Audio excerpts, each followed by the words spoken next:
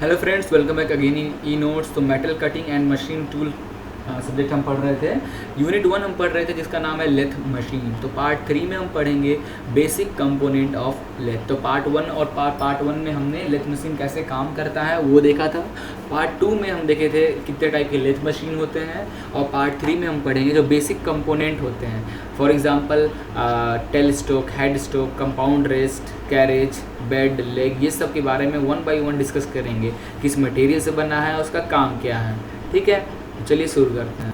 Okay, तो basic component of lathe. तो शुरू करने जो मेन बेसिक कंपोनेंट है लेथ मशीन का वो है bed, head stock, tell stock, carriage, feed mechanism और थ्रेड कटिंग मैकेनिज्म। ठीक है, तो ये हम देखेंगे कि मेन जो लेथ मशीन का जो मेन पार्ट है बेड है, हेड स्टॉक है, टेल स्टॉक है और कैरेज है। ठीक है, और ये फीड मैकेनिज्म है कि मतलब जो टूल को आप वर्क पीस में फीड कराते हो, जिससे आपका टूल का शेप, टूल का क्या बोलते हैं, मेटल रिमूव होता है, वो फीड कराने का कौन कौन सा तरीका है, टेपर फीड, पैरेलल फीड, ये सब। ठीक है, थ्रेड कटिंग मैकेनिज्म, जो आप थ्रेड बनाते हो वर्क पीस पे, तो वो लीड स्क्रू के थ्रू जो मैकेनिज्म किस मैकेनिज्म में काम करता है कि मतलब थ्रेड कटे, तो ये सब हम देखेंगे। तो बेड क्या होता है, सबसे पहले लेथ मशीन देखते हैं। तो ये लेथ मशीन है।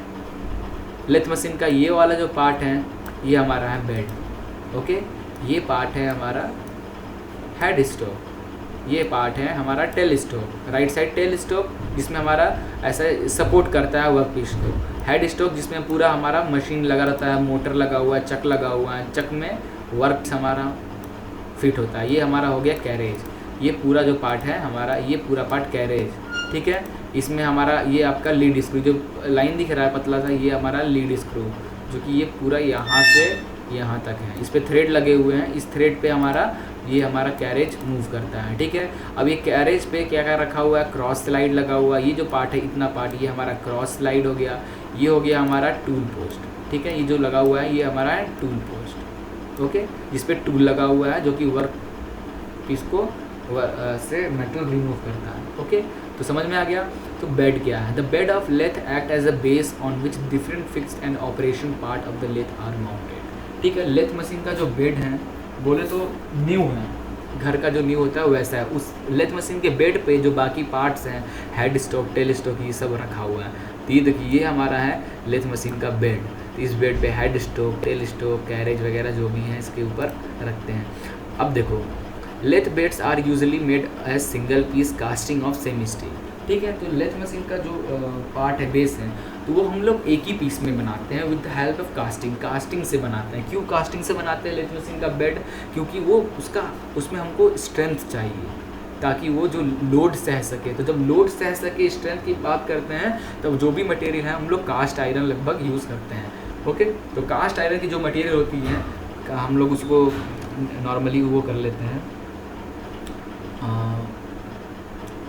कास्टिंग से ही कास्टिंग प्रोसेस से बनाते हैं। मीन्स आप मेटल को मेल्ट करो, फिर पोर कर लो, तो एक ही पीस में जब बनाना हो पार्ट्स को तो वो यूज़ करते हैं। Okay, now with the addition of small quantity of steel scrap of the cast iron during melting the material, cast iron facilitating an easy sliding action.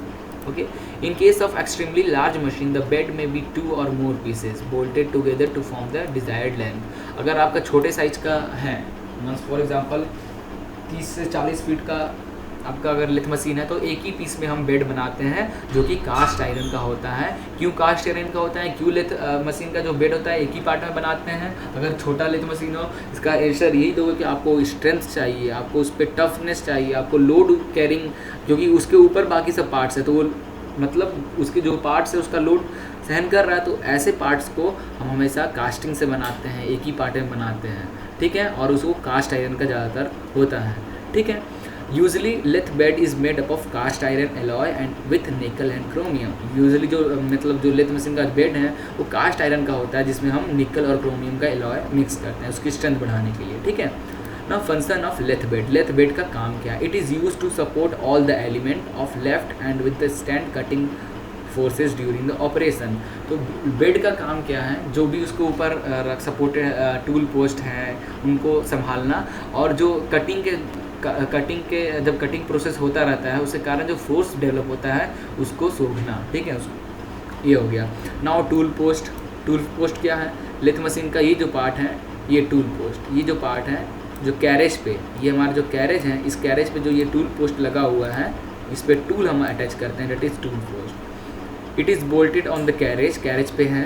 It is use to hold the tool at correct position, tool को correct position पे hold करता है। Tool holder mounted on it. Okay, head stock, head stock कहाँ है भैया, देखो ये हमारा हो गया हेड स्टॉक, ठीक है, जिसमें हमारा चक लगा हुआ है, ये चक लगा हुआ है, जिसमें हमारा ये वर्क पीस लगा हुआ है। ओके, तो ये head stock is the main body part which are placed at left side of the bed. Okay, it is serve as holding device for the gear chain, spindle, driving pulley etcetera. It also made by cast iron. तो ये head stock के अंदर क्या होता है, motor लगा होता है, गियर्स होते हैं जो कि मोटर के थ्रू हमारे स्पिंडल को रोटेट करते हैं, इसके कारण चक रोटेट होता है, जिसके कारण वर्क पीस रोटेट होता है। ये सब हमारा हेड स्टॉक में आता है। फंक्शन क्या है हेड स्टॉक का, to support the spindle. Spindle जो है जिसमें हमारा वर्क पीस सेट होता है, इसके स्पिंडल के आगे एक चक लगा है, चक के आगे हमारा वर्क पीस, ठीक है, चक में वर्क पीस, तो स्पिंडल को सपोर्ट करता है। To carry driven mechanism of the work piece, इसको घुमाने के लिए जो मैकेनिज्म है, गियर मैकेनिज्म, वो लगा होता है। To give multiple speed of the speed, gear के कारण जो स्पिंडल का जो भी आप स्पीड चाहते हो, मतलब 200 RPM, 400 RPM, 600 RPM, वो गियर के कारण जो भी गियर वगैरह मैकेनिज्म है वो सब आपका हेड स्टॉक में फिट होता है। Now tell stock, tell stock क्या हो गया, एक्चुअली क्या है, tail stock situated on the bed, it is place right hand side. Right hand side में जो होता है हमारा वो टेल स्टॉक, ये हमारा हो गया tail stock right hand side में। काम क्या है इसका, the main function of tail stock to support the job when required. It also use to perform drilling operation, ठीक है, जैसे कि मैंने आपको ये बताया था, ठीक है। ये देखिए, अब आपको ज़रूरत पड़ रहा है कि आपको सपोर्ट करना है अपने, ये आपका है टेल स्टॉक, ये आपका carriage.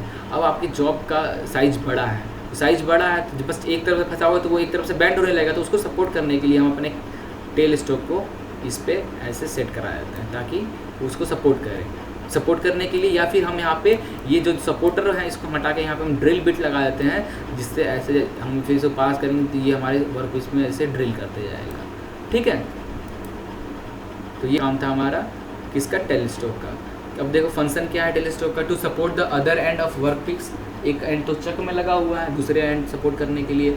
To hold a tool for performing operation processes, जैसे ड्रिलिंग करना हो तो हम ड्रिल बिट लगा दें टेल स्टॉक में और उसको वर्क पीस में हम ड्रिल कर दें। टू टर्न पेपर कटिंग करने टाइम जो टेल स्टॉक को सेट करना पड़ता है वो भी इसी से। अब चक क्या होगा, जिसमें आप वर्क पीस को सेट करते हो, ठीक है। ये रहा चक, 3 जॉ चक। 3 जॉ मतलब उसमें 3 मुंह होते हैं, 4 जॉ मतलब 4 मुंह होते हैं जो कि वर्क पीस को पकड़ते हैं। ये 3 जॉ चक, 4 जॉ चक, ठीक है। Chuck is use to hold the work piece को होल्ड करने के लिए जो है that is chuck. It is bolted on the spindle, जो स्पिंडल है ये स्पिंडल पे हम यहाँ पे चक, ये पार्ट जो दिख रहा है आपको, ये चक लगा हुआ है, इसमें वर्क पीस लगा हुआ है, ठीक है, स्पिंडल पे माउंटेड होता है। It is 4 jaw and 3 jaw according to requirement of machine, जैसा आपको ज़रूरत हो तो वैसा। तो 3 जॉ चक जो होता है इसको यूनिवर्सल चक, 3 जॉ चक में आप किसी भी शेप का आपका वर्क पीस हो आप उसमें पकड़ सकते हो, बट 4 जॉ चक में आप सिर्फ सर्कुलर या फिर स्क्वायर टाइप का ही आप कर सकते हो जॉब, ठीक है। लीड स्क्रू कहाँ है, कैरेज, ये देखिए ये आपका लीड स्क्रू है, इस पर थ्रेड लगे होते हैं जिस पे कैरेज मूव होता है, ठीक है। ये हमारा हो जाता है लीड स्क्रू, ठीक है। तो लीड स्क्रू काम क्या है, lead screw is situated at the bottom side of the bed which is use to move the carriage automatically during the thread cutting. जब आप थ्रेड को कट करते हो तो थ्रेड को आप मैन्युअली नहीं कर पाओगे, मैन्युअली अगर थ्रेड काट रहे हो तो हल्का सा आपका स्पिंडल ज़्यादा घूम गया तो वो थ्रेड के बीच का डिस्टेंस पिच जो है वो बढ़ जाएगा। तो उसको मेंटेन करने के लिए क्या है, लीड स्क्रू पे ऑलरेडी थ्रेड कटे होते हैं, तो एक थ्रेड से घूमा दूसरे थ्रेड पे गया लीड स्क्रू के, तब तक वहाँ पे 2 आपका क्या बोलते हैं थ्रेड काट देगा आपके वर्क पीस पे। तो हम लोग ऑटोमेटिकली कैरेज को सेट कर देते हैं, वो लीड स्क्रू पे मूव होता रहता है, वो लीड स्क्रू पे भी थ्रेड कटा हुआ है उस थ्रेड पे मूव होगा, और वो जैसे जैसे एक थ्रेड होगा दूसरे थ्रेड पे जाएगा, तीसरे थ्रेड पे जाएगा, वैसे वैसे वर्क पीस पे भी 1 2 3 थ्रेड बनता जाएगा, ठीक है। कैरेज क्या है, कैरेज पे जिस पे टूल पोस्ट ये सब लगा हुआ, it is situated between the head stock and tail stock, head stock और टेल स्टॉक के बीच में लगा होता है। It is use to hold and move the tool post को होल्ड करता है और उसको मूव करता है वर्टिकली और हॉरिजेंटली और इन एंगल। कैरेज इन ये it is also made up of cast iron, ठीक है। एप्रॉन क्या हो गया, it is situated on the carriage, ये भी कैरेज पे होता है apron. It consist of all controlling and moving mechanism और कैरेज। जैसे दिखाता हूँ मैं आपको एप्रॉन, ठीक है। ये जब स्पिंडल, ये स्पिंडल, इसको यहाँ पे जो पावर के लिए है, यहाँ पे सेट करने के लिए, ऑटोमेटिकली लॉक करने के लिए, ये सब जो पार्ट्स है ये सब हम एप्रॉन में आता है, ठीक है। अब आ गया चिप पैन। चिप पैन जैसे मैंने आपको स्टार्टिंग में लेक्चर में बताया था, चिप पैन जैसे ये मैं मेन फिगर दिखाऊँ आपको, ये देखिए, ये बेड में ऐसा एक होल बना हुआ है, जो भी इसको आप वर्क पीस को काटोगे उससे जो चिप्स निकलेंगे, जो मेटल निकलेंगे, वो यहाँ पे इकट्ठा होता है, that is chip pan, okay. Now chip pan के बाद क्या आता है, गाइड वेज। गाइड वे क्या है, guide way take care to movement of tailstock and carriage on bed. Guide way जो मैं बताया था रेलवे ट्रैक की तरह होता है, जो टूल पोस्ट को मूव कराता है, जिसके ऊपर मूव होता है टूल पोस्ट और carriage, it is guide ways. Speed control, speed controller के लिए speed controller switch is situated on the head stock पे जो हमारा लगा रहता है स्विच, वो that is speed controller. Spindle क्या होता है, it is main part of the lathe which hold and rotate the chuck. Chuck को रोटेट करता है और उसको होल्ड करके रखा रहता है, दैट इज स्पिंडल। अब फीड मैकेनिज्म, फीड मैकेनिज्म मतलब आप वर्क पीस में कैसे टूल को फीड करा रहे हो। The movement of tool relative to the work piece is known as feed, okay. The lathe tool can have longitudinal, cross and angular feed. आप तीन तरीके से टूल को फीड करा सकते हो वर्क पीस में, एक लॉन्गिट्यूडनल उसके लेंथ के अकॉर्डिंग, एक क्रॉसली उसको क्रॉस सेक्शन के अकॉर्डिंग, और एक एंगुलर फीड जिसे आप पेपर कट लगाते हो, ठीक है। The feed mechanism has various units through which motion is transmitted from the headstock spindle to the carriage. Now, function of feed mechanism: it is used to transmit the motion from headstock spindle to the carriage by using various units. That various unit thread cutting mechanism. ठीक है, तो feed mechanism कैसे हो गया, longitudinal होता है, cross section होता है और एंगुलर फीड कराता है, तो ये हमारा होता है फीड स्टॉक का फंक्शन। अब थ्रेड कटिंग मैकेनिज्म क्या हो गया, तो थ्रेड कटिंग, ये देखो ये क्या है एक्चुअली थ्रेड कटिंग, जैसे मैंने आपको बताया लीड स्क्रू लगा है, तो लीड स्क्रू से हम इसे लॉक कर दिए अपने कैरेज को, तो लीड स्क्रू में हमारा थ्रेड लगे हुए हैं, तो जैसे लीड स्क्रू का एक थ्रेड से दूसरे थ्रेड तक गया, तो हमारा टूल पोस्ट भी एक थ्रेड से एक थ्रेड काटेगा, दूसरा थ्रेड काटेगा वर्क पीस पे, ठीक है। तो ये था हमारा थ्रेड कटिंग मैकेनिज्म, बाकी यहाँ पर लिखा है, आप पढ़ सकते हैं, नोट्स रेडी करना हो तो, ठीक है।